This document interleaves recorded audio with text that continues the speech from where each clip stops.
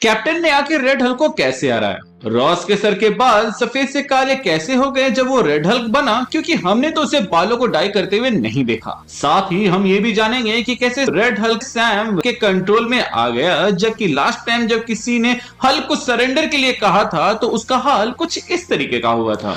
और भी सवाल है जो कि आप लोगों ने कमेंट सेक्शन में पूछा था, तो बिना किसी देरी के चलिए वीडियो शुरू करते हैं। सबसे पहले कुछ डिटेल्स पर मैं ध्यान दिलाना चाहूंगा जो कि रेड हल्क के ट्रांसफॉर्मेशन के टाइम हमें देखने को मिले, क्योंकि उससे आपको हमारे आंसर समझने में आसानी होगी। जब रॉस रेड हल्क में ट्रांसफॉर्म होता है तो उसके लिए ट्रिगरिंग फैक्टर होता है बेटी। इसीलिए जैसे ही लीडर के मुंह से बेटी वर्ड वो सुनता है तो उसकी आंखें हल्की सी रेड हो जाती है, एंड जैसे ही वो ट्रांसफॉर्म होकर उठने वाला होता है तो हम पहले से ही भाप वहां पर देख सकते हैं। ये अटेंशन टू डिटेल मुझे आयरन मैन 1 की याद दिलाती है, जहां जब टोनी फर्स्ट टाइम रिपल से शूट करने वाला होता है तो उससे पहले भी हम यहाँ पर कुछ ऐसे ही इफेक्ट्स देख सकते हैं। इसके अलावा यहाँ पर रॉस के कपड़े भी बर्न्ड होते हुए दिखते हैं, एंड ये सब हमें रेड हल्क की स्पेशल पावर के बारे में बताते हैं, जो कि है हीट एमिट करना। जब ग्रीन हल्क को गुस्सा आता है तो वो पावरफुल होता है, बट जब रेड हल्क को गुस्सा आता है तो वो और भी ज्यादा हीट एमिट करने लगता है, जो कि हमें मूवी के अंदर भी देखने को मिला, जहां इस सीन के अंदर हम देखते हैं कि जैसे ही उसने स्कार को छुआ उसमें आग लग गई।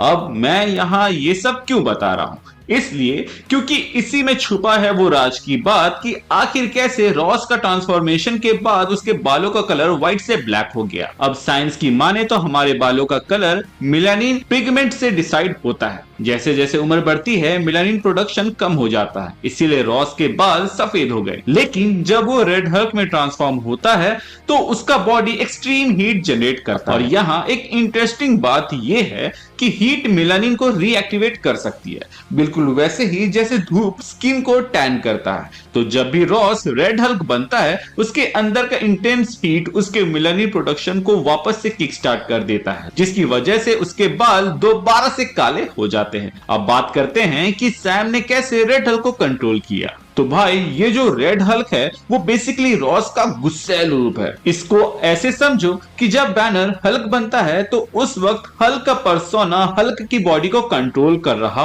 होता है, बट जब रेड हल्क या शी हल्क ट्रांसफॉर्म होते हैं तो कोई भी पर्सोना उनकी बॉडी को टेक ओवर नहीं करता, क्योंकि उनके अंदर ऐसा कोई पर्सोना बना ही नहीं। इसलिए आप she Hulk and red Hulk की आंखों का कलर उनके स्किन के जैसा देखोगे, जबकि बैनर जब हल्क बनता है तो उसकी आंखों का कलर नॉर्मल ह्यूमन जैसा रहता है। ये बेसिकली ये इंडिकेट कर रहा होता है कि इस बॉडी को कौन कंट्रोल कर रहा होता है या फिर कौन कंट्रोल में है। जैसे कि इनक्रेडिबल हल्क मूवी के अंदर हल्क का पर्सोना ज्यादा डोमिनेटेड था और वो कंट्रोल में रहता है तो उसकी आंखें ग्रीन दिख रही होती। रेड हल्क जो भी तबाही मचा रहा था वो बस रॉस का गुस्सा और फ्रस्ट्रेशन था, क्योंकि अब वो ना सिर्फ पूरी दुनिया के सामने बल्कि अपनी बेटी के सामने भी मॉन्स्टर बन चुका था, वही मॉन्स्टर जिसको वो पहले मारना चाहता था। अब जब रॉस के अंदर कोई पर्सोना है ही नहीं तो वो शी हल्क के जैसे मन मर्जी ट्रांसफॉर्म कर सकता था, ना कि उसको हल्क के जैसा गुस्सा या फिर अपने इमोशंस पे काबू या ट्रिगर करने की जरूरत थी। जब रेड हल्क यहाँ तबाही मचाने लगता है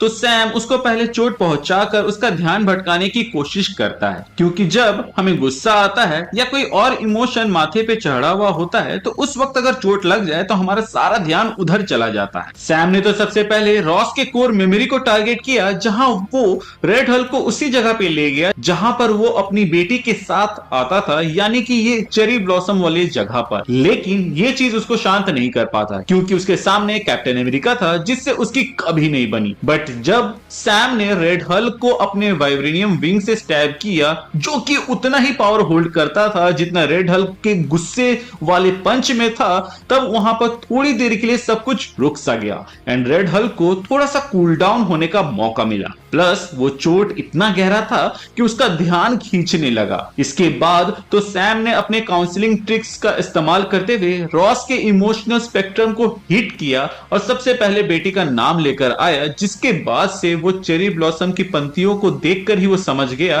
कि सैम जो बोल रहा है वो सही बोल रहा है एंड उसकी जो ड्यूटी है वो इस कंट्री के प्रति है, एंड ऐसे सिनेरियो में सरेंडर कर देना ही बेस्ट रहेगा, क्योंकि कुछ साल पहले वो ऐसे ही मॉन्स्टर को कैद करने की कोशिश कर रहा था। तो अगर अब वो नहीं सरेंडर करेगा तो वो अपने ही आइडियल से पीछे हट जाएगा। इसीलिए वो सरेंडर कर देता है। अगर आप यहाँ पर देखो तो सैम ने अपने ताकत के दम पर नहीं बल्कि दिमाग एंड अच्छी प्रेजेंस ऑफ माइंड के जरिए रेड हल्क को रोका। मैं हराया इसलिए नहीं बोलूंगा क्योंकि हम सब जानते हैं कि रेड हल्क किसी भी ह्यूमन या सुपर सोल्जर को एक किक में ही खत्म कर सकता है, जैसे ग्रीन हल्क ने किया था एमिल ब्लॉस्की के साथ। रॉस जब रेड हल्क बना वो तब भी अपने ही कंट्रोल में था क्योंकि रेड हल्क बनते ही उसने थंडर क्लैप किया, जो कि उसने ऑलमोस्ट 17 साल पहले हल्क को करते हुए देखा था। साथ ही लैंडिंग करने से पहले इस मॉन्यूमेंट में हल्का सा ड्रैग करना ताकि उसकी लैंडिंग स्मूथ हो सके साफ दर्शाता है कि रॉस की टैक्टिकल थिंकिंग एक्टिव थी। बस गुस्सा इतना था कि उसको वो निकालना चाहता था, जिसको सैम ने अपनी ओर ले लिया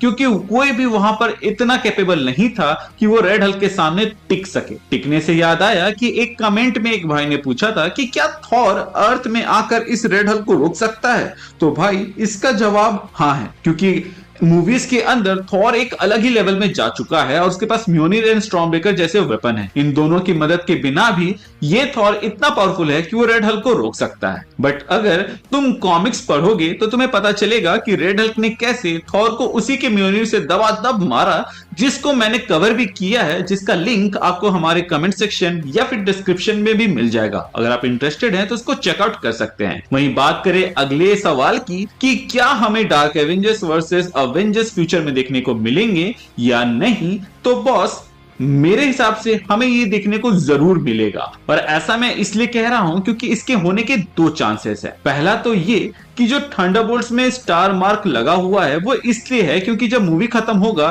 तब उसका नाम डार्क एवेंजर्स हो जाएगा। ठीक वैसे ही जैसे falcon and the winter soldier series जब शुरू हुई थी तो उसका नाम falcon and the winter soldier था, लेकिन जब वो खत्म हुआ तो उसका नाम captain America and winter soldier बन गया। एंड जब इनकर्जन आएगा एंड दो यूनिवर्सेस के हीरोज लड़ेंगे तो उसमें हमें डार्क एवेंजर्स ही दूसरे यूनिवर्स को तबाह करते हुए दिखेंगे क्योंकि हमारे मेन हीरोज इसके अगेंस्ट होंगे।